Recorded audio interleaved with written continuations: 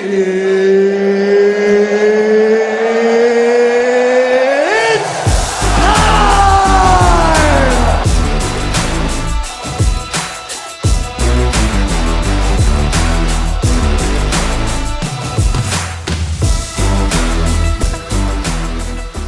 going on, everybody? This is Billy Truelove with Podcast 1558. Tonight, we are going to preview the Week 6 matchup between the Kansas City Chiefs and the Washington football team. Got a very special guest with us here tonight. I got Ricky from Hail from the West Coast Podcast. Ricky, thank you for taking the time, sitting down with us and talking about this game. Oh, absolutely. Thanks for having me. I appreciate it. Love talking football. Excited to talk about this game. Absolutely, man. This season has definitely not started off for either one of our squads as we thought. And I'll keep it quick about the Chiefs. What Chiefs fans know out here locally for all and I'm gonna refer to you guys as the Redskins during this. That's fine. As Redskins fans know, or what Redskins fans may not know, is this offseason, our front office, our coaching staff was very excited about our defense. They really thought it was going to take a step forward that could really put us on a whole nother level. If you saw the Super Bowl, what really stuck out to everyone is that we did not have an offensive line. It was very banged up. It did not arrive to that stadium. But in the offseason, we have completely revamped that offensive line. So we have 5 new starters from left to right that we've either acquired through the draft or trade or free agency. We got Orlando Brown Jr. from Baltimore via a first-round pick we swapped, or we traded away Joe Tooney from New England. We drafted Creed Humphrey and Trey Smith, and then last year we drafted Lucas Niang, who opted out last year. So this is really his rookie season, and you will see it on Sunday that it is still trying to find its way, but the whole team is just looking like a new team right now. But when I think about the Washington football team, coming into the season, I really thought this was going to be the Tier 1 premier defense in football. I don't believe that's what we're seeing. Obviously, the team's had some other issues. You went out, you got Ryan Fitzpatrick. We'll touch on the quarterback situation. But first, what is it that's going on with the defense? Is it that game scenarios just aren't working out, or is there something wrong with the defense? It's a great question. We came into the season with high expectations. The way we finished off last year, we expected this defense to come out and carry this team, to the promised land, or at least get back to the playoffs. But this team has just not looked like the same defense. We're still trying to figure it out. Is it the scheme? Is it the play calling? Is it the players? Is it the effort? We don't know. Our front 7 is supposed to be the strength of this defense, and they just haven't been getting to the quarterback. Starting early off, Chase wasn't doing much. He didn't have a sack until this last week. It was his first sack and forced fumble. Yeah. Sweat hasn't been getting there, and they just haven't been getting there. And the problem here is we have a terrible, terrible, terrible safety duo. Landon Collins is absolutely awful. I hate to say it, because the way he is getting paid, he should be a top safety in this league.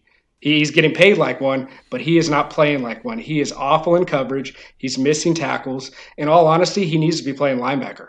But he said in the offseason he's not willing to make that move. And to this point, last week we switched it up a little bit. We had John Bostic go out not too long ago, and though he was ass as well, we did bring Landon down a little bit. It didn't change much. What was it? The first touchdown, the Saints, I don't know if you saw any of those highlights, 72-yard bomb. Landon Collins straight out came in and said they weren't expecting it. They were late. They were late on the shift. He got burnt deep. Our cornerbacks are playing off too much. I think Del Rio is he's an old school coach, right? And he's had good defenses in the back, but I feel like Del Rio's not that he's not capable, but it seems like he's not willing to make those adjustments that he needs to make. And if he doesn't make those adjustments quick, we're going to be in for a long season, especially come Sunday. I'm scared for Sunday. I really am. Even though you guys are 2-3, maybe not playing up to your Yeah. capability. Maybe not playing up to your capability can still easily drop 50 on this defense. And I hate to say it, but it's the truth. It it's so wild to hear you put that exactly how you just put it. I feel like 9 out of 10 Chiefs fans locally would explain our defense. Other than the fact that you guys clearly had a higher expectation, all the problems you're having, oh my God, it is identical. We don't know. Is it personnel? Is it coaching? Is it scheme? And why aren't we making changes? We are just some of the dumbest things we're seeing. We just refuse to change. Steve Spagnuolo has just really got his feet in the ground on this one, it seems like. And I don't know what that. It's very interesting to hear that about Landon Collins. That was the offseason after the 2018 season when the Chiefs fans out here really wanted Landon Collins. We ended up with Tyrann Mathieu, and that worked out fine. I was one of those people that, I mean, just like you, Landon Collins was the premier safety in that free agent class. And he definitely got paid as such. God, and I feel like what we did, where you guys paid that money to Landon Collins, we traded and paid that money for Frank Clark, who is he just doesn't show up at all. He has not been at any game, it seems like. He's only played a couple.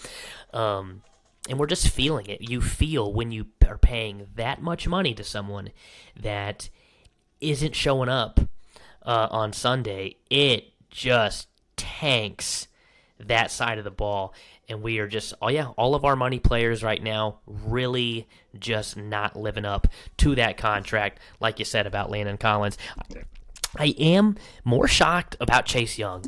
Big Chase Young fan. That guy is an animal. But you're right. It's just not showing up in the box score right now. Are you seeing teams just really dedicate everything that they can to stopping him, or is he just not up yet?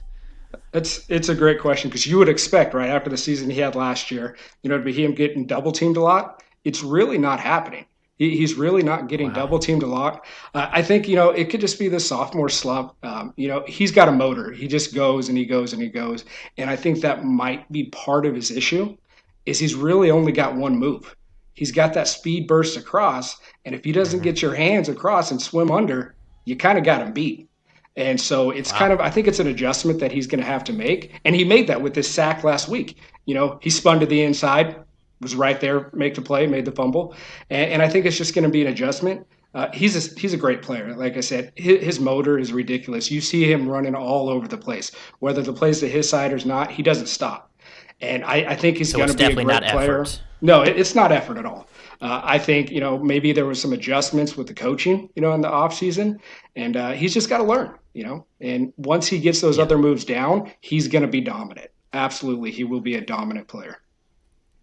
Yeah, absolutely. And so, Redskins fans, when I tell you this, I mean, if I were you, what I'd be watching for Sunday is, obviously you can move Chase Young around either side, either end. If I'm coaching that squad, I'm lining him up across from our right tackle, Lucas Niang, who, like I said, first year starter, and he just has been getting dominated, especially by the the top tier pass rushers like Joey Bosa, who just killed him, just almost every single play, and this team refused to help or shift, change, do anything to give this man some help. We watched Lucas Niang drown to death on television that day, and I don't know. It was very disheartening. I think they want him to kind of earn his stripes and really just kind of deal with it and figure it out, but it's Patrick Mahomes' health that's on the line. I don't think we need to see so much ass whooping. So we'll see. This is very well the type of game that Chase Young could just take over.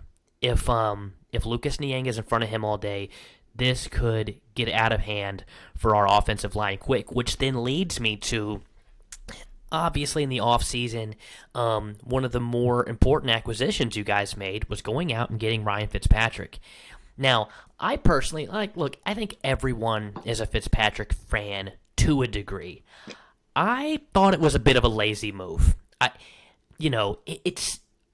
I don't see many teams looking for Ryan Fitzpatrick in the offseason and thinking, this is the dude that's going to win a division.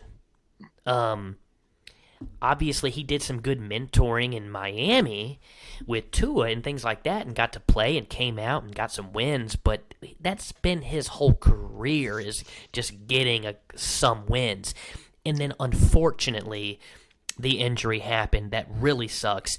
You do kind of have, I think Heinicke, I hope I'm saying his last name right. Obviously, this guy likes to play football. He is an exciting dude to watch. How did you feel about the offseason acquisition, and where are you at right now with the state of your quarterback room?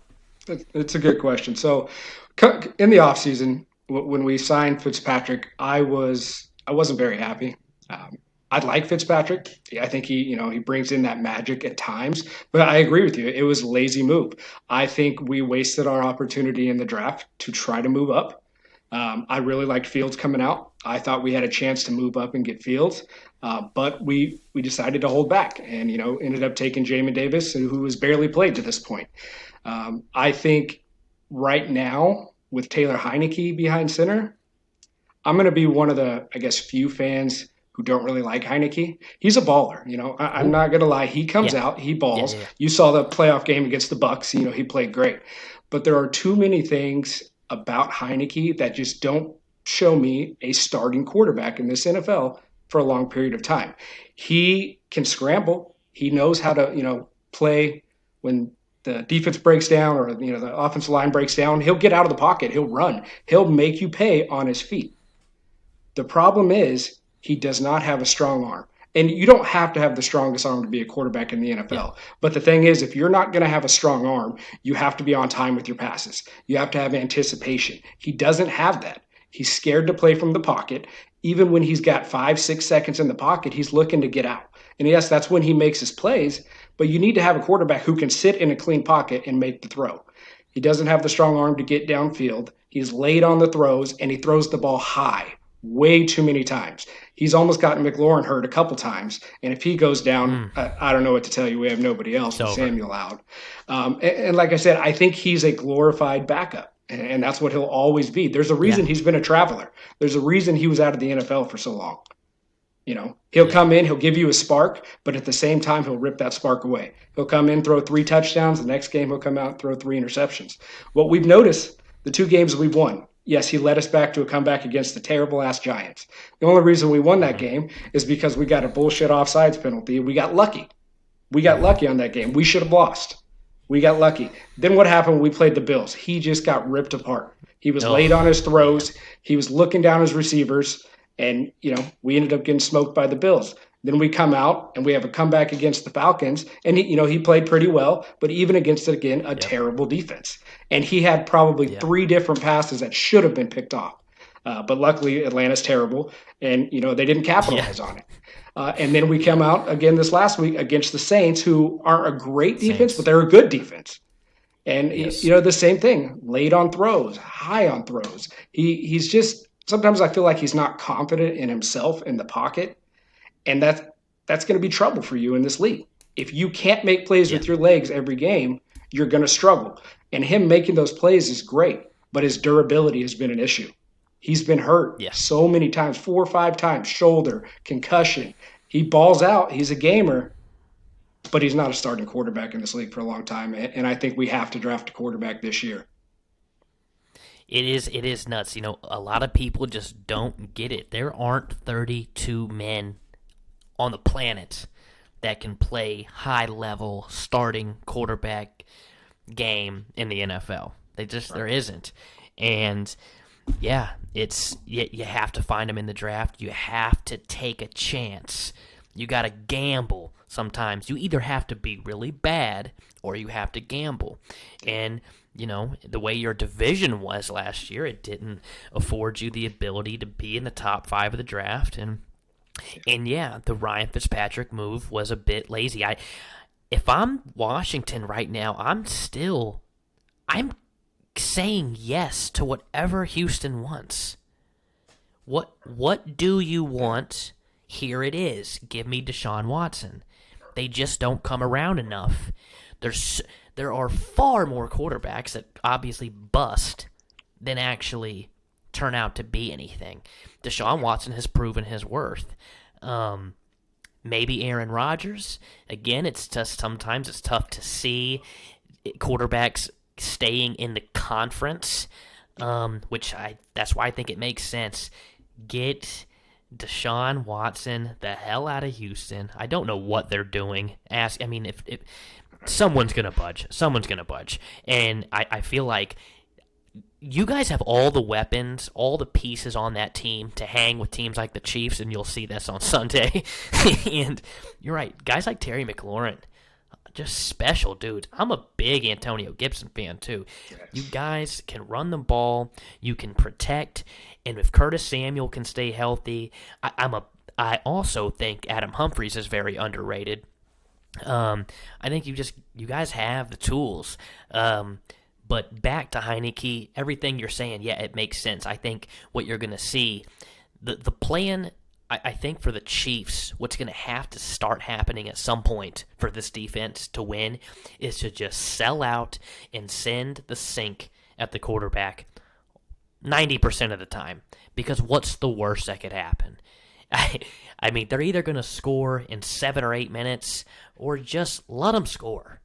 Just get us the ball back and take a chance to go find a way to cause a turnover, make a big play, make this offense rethink what it's doing, especially with a quarterback, like you said, that's not going to sit in the pocket and tear you apart.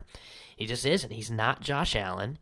Make him move around, make him make mistakes, and go get the ball. That's just what the defense isn't doing right now.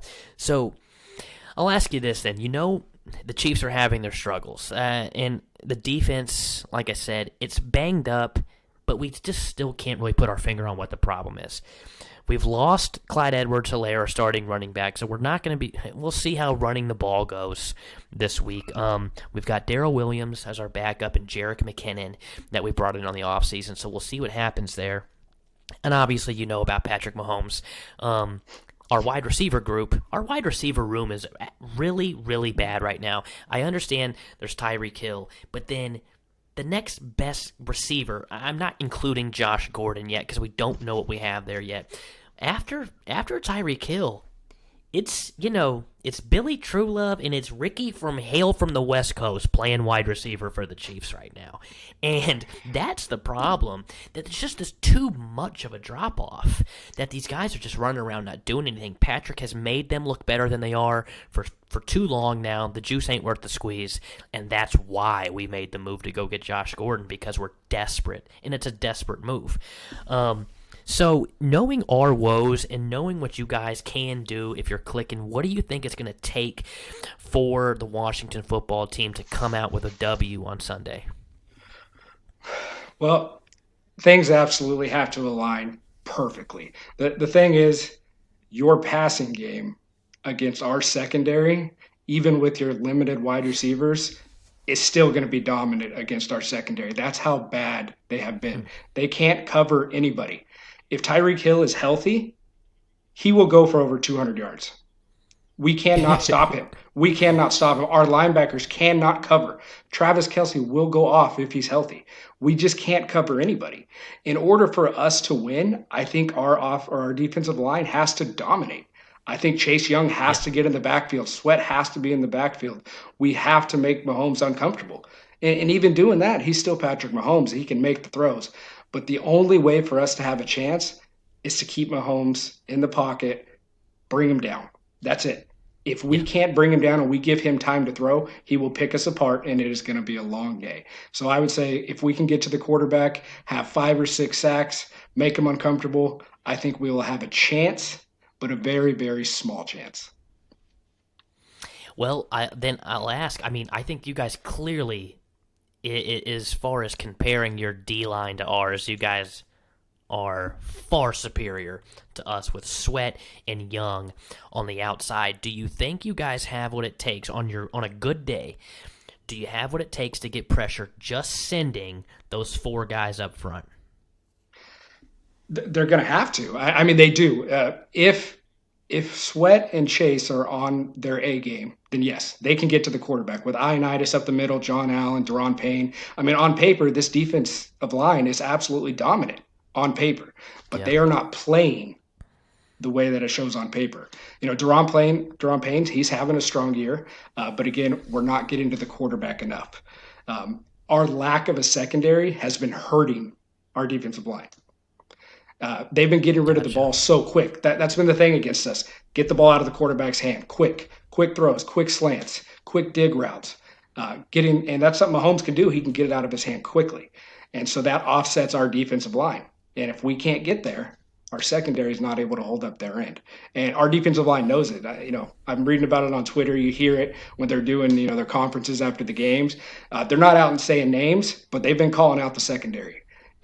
They over the last 4 weeks, the defensive line has stepped up each week. They've gotten a little better, a little better, a little better. So I think this would be the week for them to have, just a ball out game. Everybody, we need 2 sacks from Young. We need 2 from Sweat. We need Ioannidis pushing up the middle. Like, we have to have that. Mm-hmm. And I think we can, but we're just going to have to see. But if they don't, like I said, they're going to pick us apart.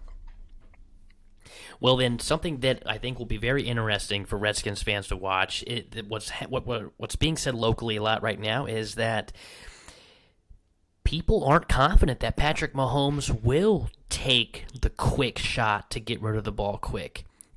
He doesn't want to dink and dunk. He wants to look for the end zone constantly.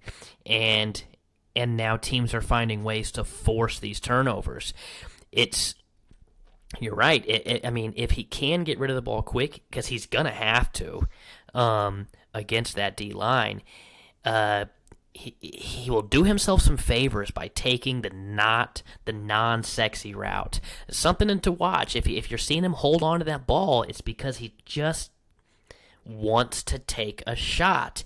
And a lot of people think it's because of his lack of confidence in the defense, that he knows we can't screw around and we can't take all day. We need to get down there and we need to put 7 or 8 on the board. I really think it's something you might see the Chiefs start doing in the near future, is going for 2, as we're probably going to see just around the league.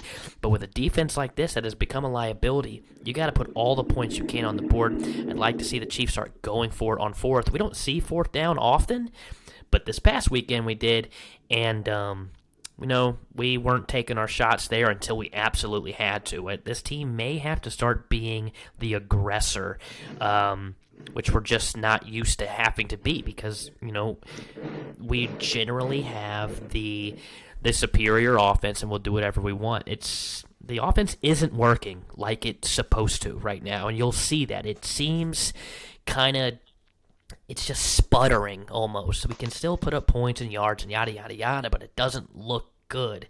And now with the run game taking a hit, we will see. I think in order for the Chiefs to win this game, they have to just settle down. We can't keep coming out of these losses and saying we turned the ball over 4 damn times.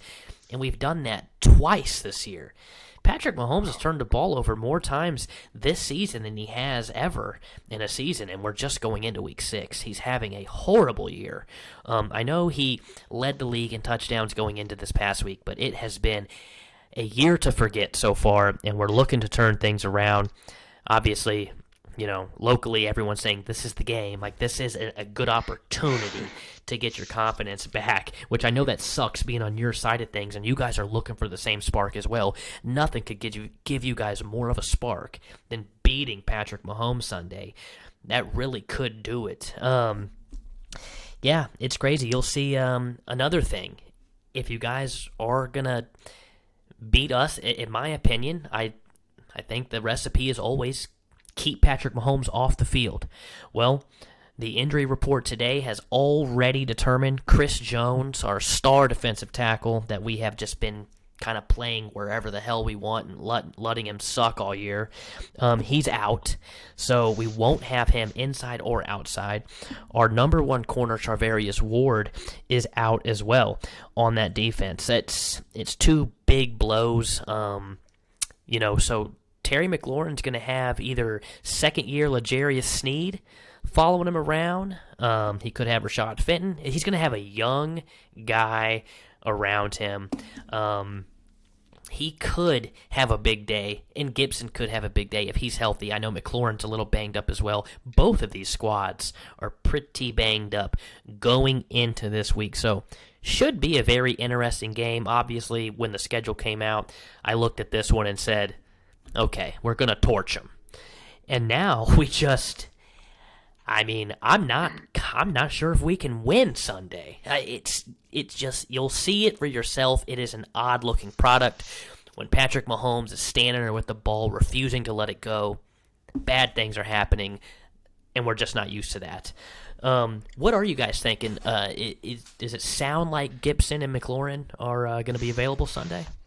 Yeah, so from what I've heard, the last couple of weeks, Gibson hasn't practiced much. He's got that shin going on, so they've been taking it easy on him. He's going to play. He's going to play through it. McLaurin was practicing all week, and then he did sit out today. I guess he's got a little hamstring going on. From what I've heard, they're just taking it easy on him. Don't want him to push it too much. But I fully expect both of them to play. Unfortunately, Samuel's out, which I pretty much expected. He's been battling all year with that injury, and I won't be surprised if they shut him down. At least until after the bye week. But we're also without our starting right tackle. Cosme's out. Then we got Sheriff's out. So the right side of our line, it's going to be brutal. So it's going to be tough there. Not only that, Cam Sims is out. So two of our best wide receivers are out. So if Terry's healthy, we're going to have to lean on him a lot. So if he's out for a big day, good. He's going to need it. Gibson's going to need to have a big day for us to have a chance on offense. And just like last week against the Saints, we were able to move the ball. We kept the Saints off the field. The reason the Saints won was two big plays in that game that our defense gave up. But the problem with our offense is we get down there and Heinicke makes the mistake. He makes the easy overthrow. He doesn't see the open wide receiver. And that's the problem. We can move the ball. There's no doubt in that. We can move the ball, but we have to be able to capitalize on moving the ball. We can't settle for field goals. Absolutely. I don't want to see our field goal kicker on the field on Sunday because it has to be a touchdown. I don't know if you saw this on Sunday. We had the ball, I believe it was a third or fourth quarter, 53-yard field goal attempt. It was 4th and 10. Ron decided to go for it instead because he doesn't trust our kicker. Hopkins is terrible from outside 49 and up. If it's not within that 35 to 45 range, they don't trust him. And when you're going for it on 4th and 10, you're not going to have a whole lot of faith. So this week, keep Hopkins off the field. You got to go for it. You got to be Riverboat Ron. And you got to keep the Chiefs off the field, like you said. That's what we got to have. You were absolutely right. Well, then, Ricky, before I let you get out of here, let me throw a couple random questions at you. Obviously, we're both limping into this game, but give me your prediction for Sunday. All right. I had a prediction, and I had the Chiefs on top. I had the Chiefs winning at 35-13. But I'm going to be a true fan here. And I'm going to say Washington's offense comes out and steps up, and we win it 31-30. Wow. That that is much more realistic than us winning 35-13 because this team ain't holding anyone to 13. So, I'm with you. I think it's going to be a high-scoring game. I think it could end up being a shootout. And unfortunately for the Redskins in a shootout, I really got to give the upper hand to the quarterback play. And obviously, I just think Patrick Mahomes gets the edge here. I'll say I'm going to be right there with you. I think this is more so a wake-up game for the Chiefs, and I think they're going to look to try to break that 40-point mark. I think we'll be sitting around that 42 to 31.